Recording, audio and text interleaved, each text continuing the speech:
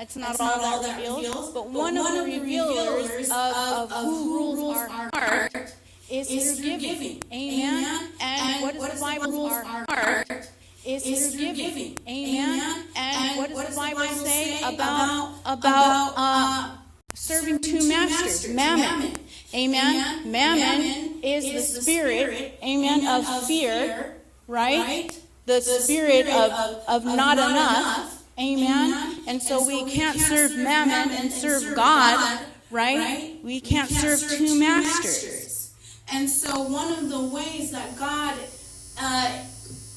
in our walk as Christians, exposes what is on our hearts is through what do we serve? Who is enthroned on our heart?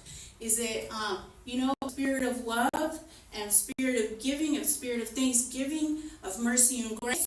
Or is it a spirit of security and I have to control, or fear, amen? Or I have to preserve myself, right? Me, myself, and mine, and nobody else, right? And so that's not the Spirit of God, because God is always multiplying and looking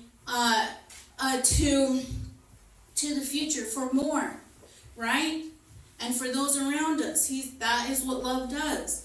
And so when you give, it's not a transactional thing. It's not a transactional thing. It actually is a declaration of the heart that says, God is my source. Jesus, you are my source. And I refuse to be ruled by mammon. I refuse to be ruled by fear. Amen. And so, what is that? My life is not held together by what I can accumulate and keep in my hands, right? Because God is a God of giving. But He also doesn't measure your life by how much you give, okay? And that's not what giving is about. All right, like I said, it's from the heart. He actually is measuring surrender. Amen? Amen. And so Jesus watches people when they give, and notice in the Bible, he watches who they gave at the temple. There was a lot of, rich men who gave, and then there was the widow who gave her little mite,